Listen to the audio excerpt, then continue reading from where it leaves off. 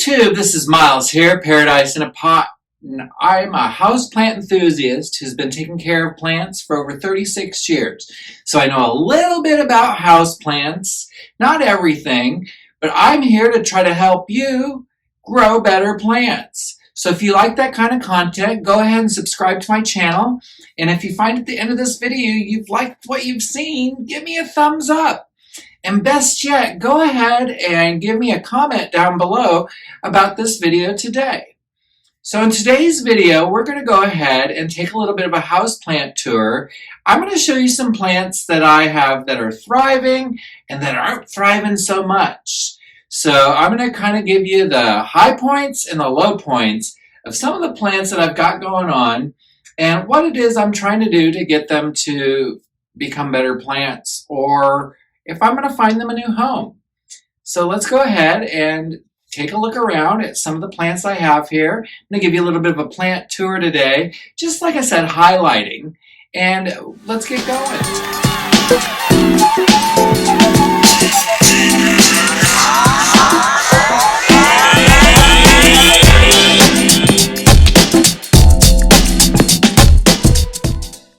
All right, guys, let's go take a look at the plants now. And I'd like to say, just before we get started with looking at the house plants, if I could ask everybody out there who watches this video, if they could be so kind as to Venmo me $1, I need potting mix to do some transplanting of a few of my plants around here, and I am still unemployed. I have no experience in retail. Nobody wants me to do anything of what all these jobs are that are available, because I've got 25 years experience as an AutoCAD drafter designer. Those jobs haven't really come back yet, and even the ones that have aren't really that appealing to me.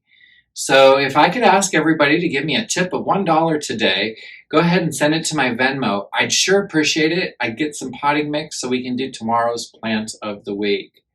All right, guys, thanks much for watching this video. All right, so one of the very first plants I'd like to highlight that I'm really enjoying and I'm really just amazed at how well it's thriving is this looking glass begonia that is just absolutely gorgeous. It's got these red undersides and it's just so soft and rubbery, and it almost looks like an artificial plant, but it is just growing so well.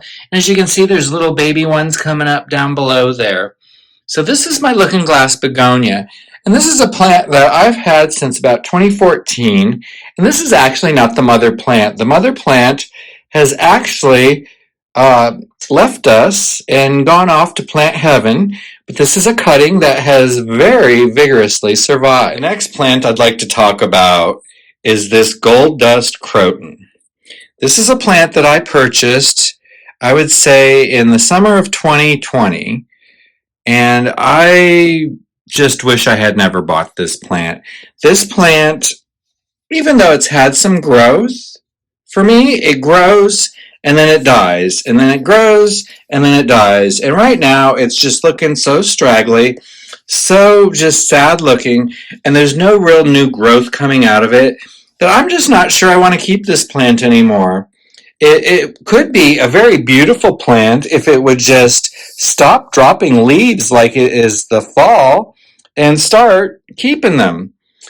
This plant has also gone through mealybugs, thrips, spider mites, and fungus gnats.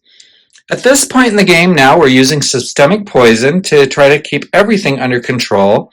And as we look closely, I don't seem to see any pest issues. I've not seen anything going on these leaves. Nothing. So I'm not sure what is going on with this gold dust Croton. If you have any advice for me, or if you live in the Las Vegas area and you might like to take this plant, I'd be more than happy to give it to you, free of charge. The only thing is you have to bring a pot for it, because I am keeping my ceramic pot here, which may be what it doesn't like, but it moved out of a plastic pot into this ceramic pot. So that's the gold dust. Here, I have a plant that has been thriving since the moment I received it. It's climbed this pole and done so lovely, and then it demonstrated heterophyly and started giving me these beautiful skeleton key leaves. Let's see if I can really get in there. And I just love all these little tiny fenestrations. And look, it's even got a new leaf coming.